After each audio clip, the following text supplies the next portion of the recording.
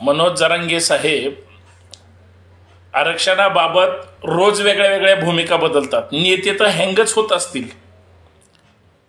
म्हणजे मुख्यमंत्री एखादा विषय त्यांच्याकडे गेल्यानंतर किंवा उपमुख्यमंत्र्यांकडे त्याचा अभ्यास करेपर्यंत जरांगे पाटलांचा लगेच दुसरा अभ्यास त्या ठिकाणी किंवा दुसरी मागणी लगेच त्यांची सुरू होते किंवा दुसरी मागणी तोपर्यंत केलेली असते. आज त्यांनी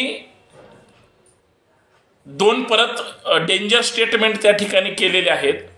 डेंजर याच्यासाठी की ज्या 10% आरक्षणाला त्यांचा विरोध होता, सरकारने जे म्हणजे 376 जाती ओबीसी मध्ये आहेत, 376 जाती ओबीसी मधून आरक्षण घेत आहेत आणि जर मग स्वतंत्र त्या 27% मध्ये 10% जर दिलं तर बाकीच्यांना 17% राहील ना. म्हणजे असं मान्य केलं जाईल, असं मान्य केलं जातं. आरक्षणाबद्दल अशी भूमिका घेतली जाते, आरक्षणाबद्दल अशी सरकार अचानक म्हणजे निवडणुकीच्या तेही तोंडावर फोड अशी करेल असं वाटतंय तुम्हाला? बरं, काल मग 10%ला जो काही विरोध होता, अचानक लगेच त्यांनी अशी मागणी करणं म्हणजे मला मागच्या आरक्षणाच्या बाबतीत घेऊन जायचंय. ज्यावेळेस फडणवीस साहेब मुख्यमंत्री होते त्यावेळेस 16%, आता लोकसंख्येच्या प्रमाणात तर मागणी करणारच आहेत. 16%चं नंतर 13%वर आलं, 13%चं नंतर 10%वर आलं, 10%चं अजून कमी होऊन परत मागण्याच बंद होतात की काय अशी काही लोकांना शक्यता वाटते. मग ते 10%त खुश होतील ना. भूमिका जर वेळोवेळी बदलल्या तर मला असं वाटतं, म्हणजे माझा विरोध नाहीये, मला ती मागणी ऐकायला आल्यानंतर एक गोष्ट लक्षात आली की रोज सततच्या भूमिका बदलल्यामुळं समाजामध्ये जो तुमच्या बाजूनं लोक असतात ना ते हळूहळू म्हणतात की नेता सतत भूमिका बदलतोय. लोकांचा 1000% त्यांच्यावर विश्वास आहे, पण तो विश्वास घटनात्मक आरक्षणासाठी असावा आहे आणि असेल सुद्धा. परंतु तेच आरक्षणाची जर वेगळ्या वेगळ्या मागण्या, सरकार कसं आहे माहिती आहे ना तुम्हाला, सरकार मागणी तुम्ही काही करा, सरकार त्याच्या पद्धतीनं त्यांना द्यायचंय.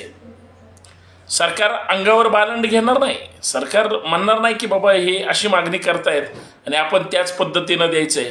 मग तुम्ही लढा, मुकमोर्चे काढा, तुम्ही रस्त्यावरून आंदोलन करा, सभा घ्या, मेळावे घ्या, किंवा काही लोकांनी तर स्वतःचे म्हणजे प्राण दिलेत. इतकं टोकाचं पाऊल तर कोणीच उचललं नाही पाहिजे. पण या सगळ्या ह्याच्यामध्ये वेळ काढूपणा जो काही होतोय किंवा काढला जातोय, त्याच्यामुळं जरांगे पाटलांनी कदाचित असं म्हणले असावेत की आता आरक्षण 10% तर 10%, पण जे स्वतंत्र दिलंय ते आतून द्या. घराच्या बाहेरून येऊन पाणी पाजण्यापेक्षा घरात बोलवा आणि मग पाणी पाजा, असं जीव घाला किंवा जे काय असेल ते. म्हणजे पाहुणचार हा घराच्या 4 भिंतीच्या आतमध्ये करा, म्हणजे त्या प्रवर्गामध्ये करा. हा त्यांच्या बोलण्याचा मथित अर्थ आहे.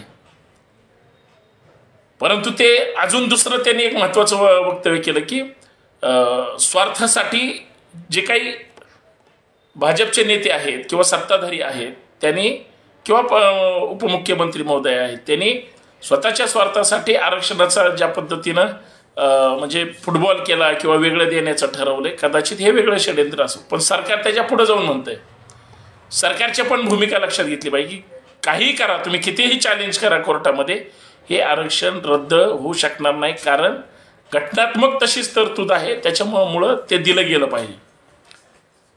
पण जर मग आता टिकणारं आणि पक्का आरक्षण सरकार जर म्हणत असेल तर याच्यावर कायदेतज्ञ काहीच चर्चा जास्तची करत नाहीत. आणि आता लोकसभेचं बिगुल वाजलेलं आहे हे पण लक्षात घ्या. त्याच्यामुळं रिस्क आता हे घेणार नाहीत. त्याच्यामुळं रोज जर वेगळ्या वेगळ्या भूमिका बदलत गेल्या तर कदाचित संभ्रमावस्था लोकांमध्ये निर्माण होईल आणि जो टेम्पो सरकार विरोधी आहे समाजाचा, तो टेम्पो आपोआप शिथिल होत जाईल आणि लोक हीच सगळी माणसं परत ह्याच सत्ताधारी नेत्यांना मतदान करतील अशी माझी शंका आहे. म्हणून मी तुमच्यासोबत चर्चा करतोय. बघा ही गोष्ट खरी आहे, असंच होऊ शकतं.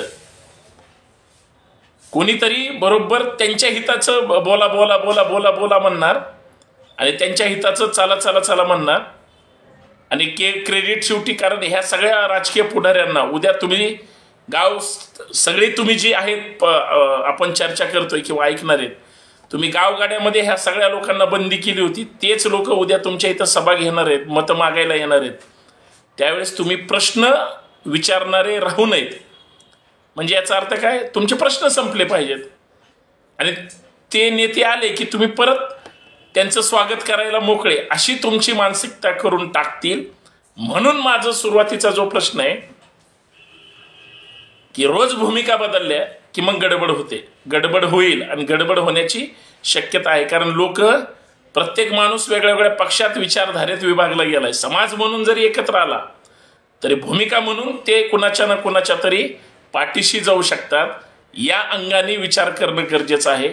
आणि सरकार चतुर असतं, सरकार चतुर आहे, नेते तर चतुराचे चतुर आहेत. त्यांना दगाफटका होऊ नये आणि त्यांच्या सोयीचं व्हावं याच्यासाठी कुठल्याही थराला जाऊन सरेंडर होतील किंवा गुप्त चर्चा करतील. परंतु बाबा आता आमच्या विरोधात जास्त काय बोलू नका, तुमचं आमचं जुळून घेऊ आणि समाजाचं हित आपण नंतर बघू, परत सत्तेवर आले, असं सुद्धा होऊ शकतं. कारण तुम्ही मतदान करणार आहे ना त्यांना, तुम्हीच मतदान नाही ह्यांना केलं, तुम्ही मतावर बहिष्कार हे केला किंवा तुम्ही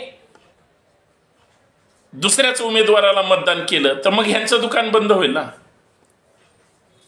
म्हणजे ह्यांच्या लक्षात आलंय की ह्यांच्या विषयी कसा दगाफटका होईल. म्हणून भूमिका फार महत्वाची असते. एकदा घेतलेली भूमिका ही सतत बदलण्यापेक्षा एकदा भूमिका ही शेवटपर्यंत टिकली तरच. डायलॉग करणारी माणसं, आता तर डायलॉग होणार नाही. 8 दिवसाची तशीही तुम्ही लोकांना शांत बसण्याची संधी दिली. तोपर्यंत आचारसंहिता लागणार आहे. 100% आचारसंहिता लागेल मार्चच्या पहिल्या दुसऱ्या आठवड्यात. त्याच्यानंतर आंदोलनं बंद, उपोषण बंद, तुमची बातम्या बंद, चर्चा बंद, सरकारचं चालू होणार आणि बाय पेड न्यूज असतात. त्याच्यानंतर तुमचं काही छापलं जात नाही, छापलं जाणार नाही आणि तुमचं छापण्याचा काही संबंध पण राहणार नाही. हेही तितकं लक्षात ठेवा. त्याच्यामुळं भूमिका जर बदलत गेल्या तर आरक्षणाचं काय होईल याचा सगळ्यांनी विचार केला पाहिजे. मग आरक्षणाचे भरपूर विषय सरकारकडे पण प्रलंबित आहेत.